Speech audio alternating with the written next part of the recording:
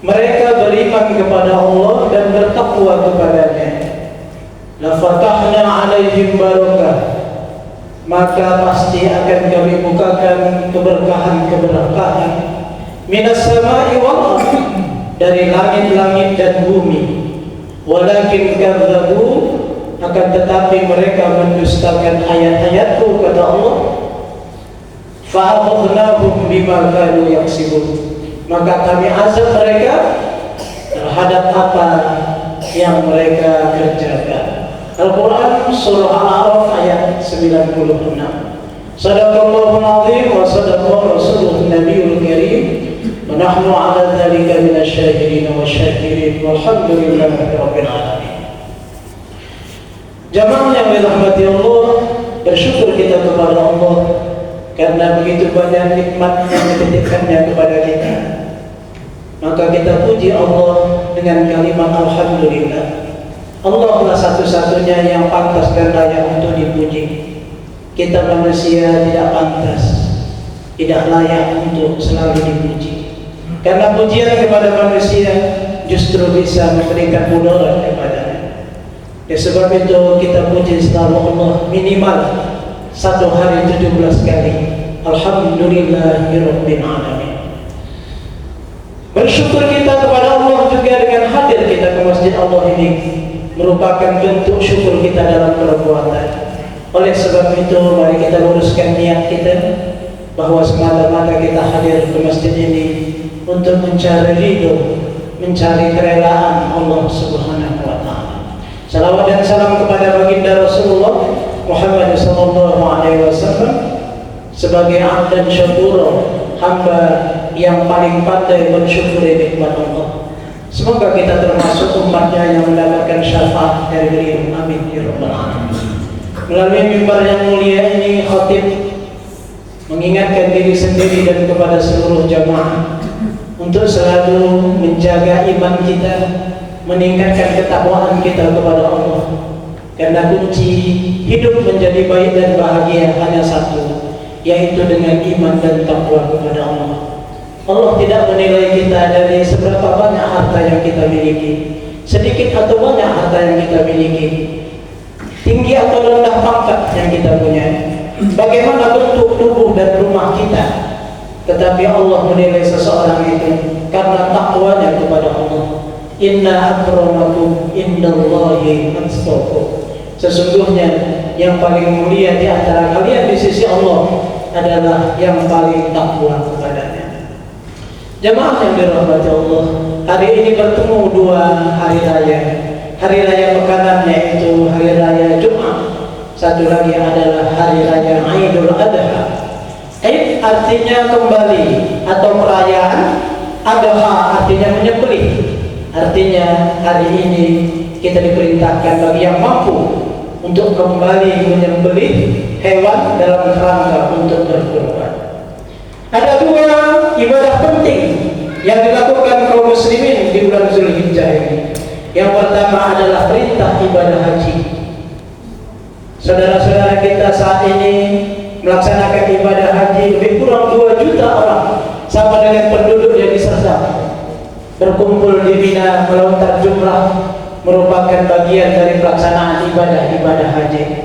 Doa kita bersama mereka, semoga mereka kembali dengan haji yang mabrur. Al-hajju mabrur, laisa lahul jazaa'u illa al-jannah. Haji yang mabrur, tidak ada balasan bagi mereka kecuali surga Allah Subhanahu wa taala. Tetapi Imam Al-Ghazali dalam kitabnya Ihya Ulumuddin mengingatkan sebuah hadis Rasulullah sallallahu alaihi wasallam yang terkait dengan pelaksanaan ibadah haji. Kata Rasulullah, "Idza kana akhir zaman, kharaja an-nasu ila haji arba'atu asnaf." Akan datang suatu zaman, suatu masa di akhir zaman, kata Rasulullah. Dakhala an-nasu ila haji. Berbondong-bondong manusia melaksanakan ibadah haji. Arba'atu asnaf. Mereka terdiri dari 4 golongan, kata Rasul. Yang pertama, salatinuhum lil-nujabah. Yang pertama itu para pejabat,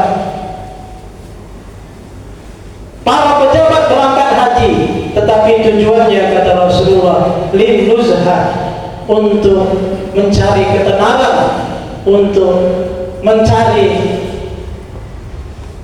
perbelanjaan, untuk mencari kesukariaan. Pejabat-pejabat pergi berhaji kata Rasulullah tujuannya bukan karena Allah, tetapi tujuannya karena untuk berjalan-jalan bertamasya. Kemudian yang kedua kata Rasulullah, al-aghniya'u litijarah, orang-orang kaya juga berangkat pergi haji kata Rasulullah, tapi tujuannya bukan karena Allah, tujuannya litijarah, tujuannya berangkat haji untuk berbisnis, untuk berdagang, karena di sana terkumpul 2 juta lebih manusia. Begitu besar prospek bisnis di bulan haji. Kemudian yang ketiga kata Rasulullah, al-fuqara'u lil mas'alah, orang-orang miskin juga berangkat melaksanakan ibadah haji. Tentunya mereka yang dekat dengan Ka'bah. Tetapi kata Rasulullah, hajinya bukan karena Allah, hajinya karena lil mas'alah, untuk meminta-minta kepada manusia, khususnya jamaah haji. Yang terakhir kata Rasulullah, al-qurra'u li sum'ah, para qari juga berangkat melaksanakan ibadah haji, tapi tujuannya bukan karena Allah, tujuannya adalah untuk sum'ah, agar didengar bacaan-bacaan mereka sewaktu melaksanakan ibadah haji. Padahal kata Allah di dalam Quran, wa atimul hajja wal umrata lillah, maka sempurnakanlah haji dan umrah itu lillah, semata-mata karena Allah Subhanahu wa ta'ala. Jemaah yang dirahmati Allah, kemudian ibadah yang kedua adalah perintah untuk menyembelih hewan dalam rangka untuk kurban. Kurban artinya dekat atau pendekatan.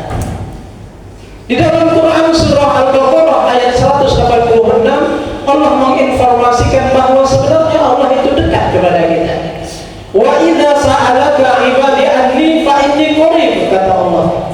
Wa idza sa'alaka, apabila bertanya kepadamu wahai Muhammad, ibadi, hamba-hambaku, anni, tentang aku, kata Allah, fa inni qarib, sesungguhnya aku itu dekat kepada hamba-hambaku. Kenapa Allah itu dekat kepada kita, jamaah yang dirahmati Allah? Karena Allah lah yang menciptakan kita. Pencipta dengan yang diciptakannya awalnya adalah dekat. Seseorang pencipta mobil, maka dia sangat dekat dengan mobil yang diciptakannya. Seorang yang menciptakan sesuatu, dia pasti lebih dekat dan lebih mengerti tentang ciptaannya daripada yang lain. Walaupun sebenarnya yang bisa mencipta hanya Allah, manusia tidak bisa mencipta sesuatu. Jamaah, begitu dekat kita kepada Allah karena Allah yang menciptakan kita. Tetapi dalam perjalanan hidup ini kita justru yang menjauh dari Allah Subhanahu wa ta'ala. Apa penyebabnya? Disebutkan Rasulullah SAW dalam sebuah hadis. Kata Rasulullah, kullu mauludin yuladu 'alal fitrah, setiap anak lahir itu dalam keadaan fitrah, dalam keadaan suci, dalam keadaan dekat kepada Allah Subhanahu wa ta'ala. Fa'abawahu yuhawwidanihi, maka kedua orang tuanya lah, lingkungan sekitarnya lah yang membuat dia menjadi Yahudi. Au yunasiranihi, membuat dia menjadi Nasrani. Au yumajjisanihi, membuat dia menjadi Majusi, penyembah api.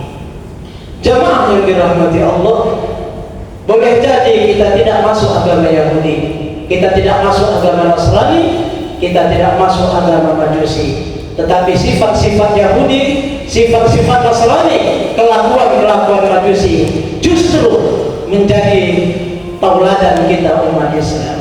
Maka orang-orang yang seperti ini, kata Rasulullah, akan menjauh dari Allah Subhanahu wa ta'ala. Allah tidak pernah menjauh meninggalkan hambanya, tetapi kitalah yang karena dosa-dosa kita kepada Allah membuat kita semakin jauh kepada Allah Subhanahu wa ta'ala. Maka jamaah yang dirahmati Allah, dekatkanlah diri kepada Allah. Taqarrub ila Allah kapan saja dan di mana saja. Dan salah satu bentuk kurban kita, pendekatan kita kepada Allah di bulan ini adalah dengan menyembelih hewan bahimatul an'am, hewan ternak, dalam kerangka untuk qurbatullah, untuk kurban, mendekatkan diri kita kepada Allah Subhanahu wa taala. Mereka yang mampu berkurban sungguh besar nilainya di sisi Allah dan para rasul. Orang-orang yang berkurban, mereka akan dekat kepada tiga hal. Yang pertama, mereka dekat kepada Allah. Seseorang yang menyembelih kurban dalam rangka pendekatan kepada Allah, dia akan dekat kepada Allah. Yang sampai kepada Allah bukanlah darah dan dagingnya. La yanalullaha luhumuha wala dima'uha walakin yanaluhu taqwa minkum. Yang sampai kepada Allah atas orang yang menyembelih hewan untuk berkurban adalah ketakwaan mereka kepada Allah. Orang yang takwa akan dekat kepada Allah. Yang kedua, orang yang berkurban itu akan dekat kepada manusia karena dagingnya tidak dikirim untuk Allah, karena Allah tidak butuh itu. Dagingnya kita berikan setidaknya kepada tiga golongan. Yang pertama bagi yang berkurban, yang kedua kepada fakir miskin sebagai sedekah, yang ketiga kepada jiran tetangga sebagai hadiah. Hadiah dan sedekah kepada saudara kita sesama muslim akan membuat kita semakin dekat kepada mereka. Yang terakhir jamaah yang dirahmati Allah, kurban, menyembelih hewan dalam rangka kurban akan membuat kita semakin dekat dengan alam. Dagingnya kita bagikan kepada manusia, sisa-sisanya, darahnya, kotorannya, dan semua sisa-sisanya kita kembali tanam di dalam tanah, dan itu kembali akan menyuburkan alam. Manakala alam semakin subur, maka hewan ternak pun dapat hidup semakin baik, dan kita juga dapat menikmati kehidupan semakin baik.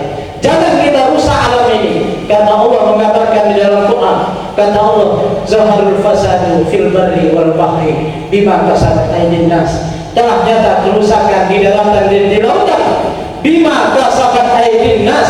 Bukan Allah yang merusaknya, tetapi karena perbuatan tangan-tangan manusia. Maka kita perbaiki alam, karena bumi ini adalah tempat kita dan akan kita wariskan kepada anak cucu kita. Jamaah yang dirahmati Allah, semoga jutaan hewan kurban yang dipotong di tahun ini diterima oleh Allah sebagai sebuah ketakwaan kepada Allah Subhanahu wa taala. Amin ya rabbal alamin.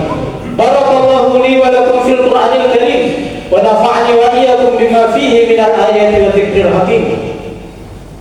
Wa taqabbalallahu minni wa minkum tilawatahu innahu huwal ghafurur rahim.